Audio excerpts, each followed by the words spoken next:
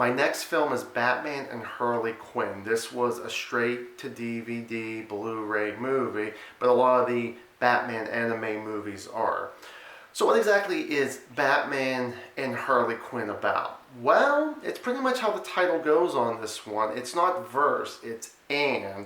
So the thing is that Batman and Nightwing have to find Harley.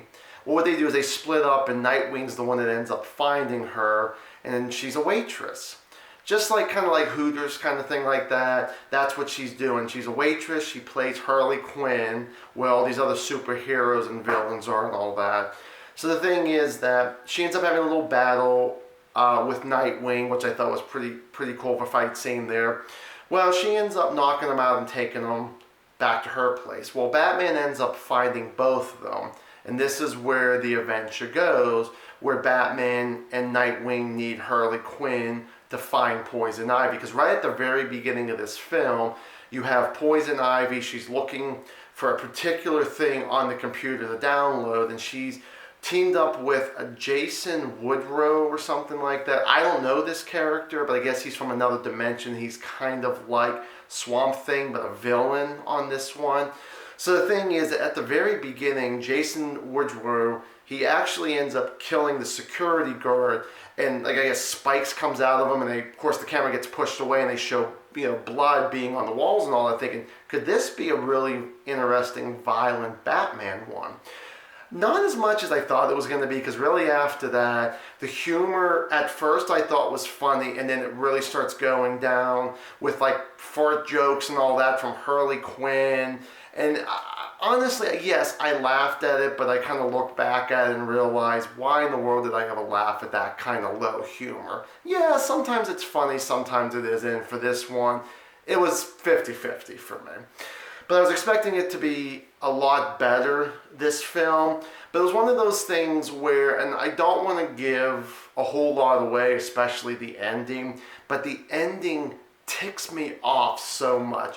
You think you were going to see a particular character. You do see this particular character. You thought this particular character was going to go fight and team up with Batman and fight Jason Woodrow and Poison Ivy. Doesn't even go that way. And I thought, what was even the point of talking about this character and then bringing this character at the end of the film and nothing actually happens? And that ticked me off there, I gotta say. Harley Quinn had her funny moments. Batman was still serious, which was still voiced by Kevin Conway. Everybody else was different, but for some reason I'm glad Conway came back and still played Batman. He still played that seriousness.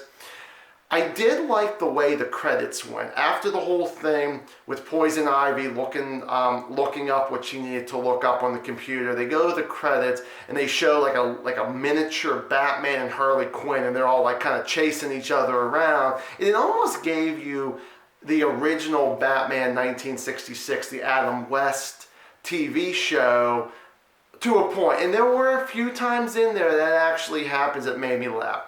I really was expecting this to be funnier, more enjoyable than what it was. But I gotta say, when you just have Harley Quinn, and yeah, you had Poison Ivy, but having Harley Quinn without the Joker, like I said, sometimes it worked, sometimes it didn't. Batman was still who he was. Nightwing was actually okay. Poison Ivy, this Jason Woodrow I've never seen before, never heard of before. I'm sure there'll be, if there's comments down below, they'll be like, you're an idiot, you don't know comic books. But Batman and Harley Quinn, yes, it could have been a lot better. I feel like it's a one-watch kind of film. Tough to say that about Batman. I was expecting to sit down and watch it a second time, and it just didn't feel right to sit there and watch it.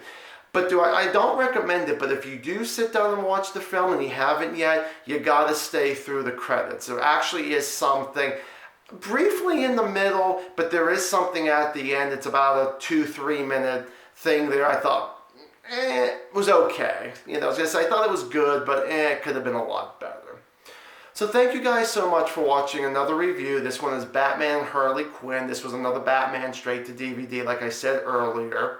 So thank you guys so much for watching another review. And as always, stay awesome.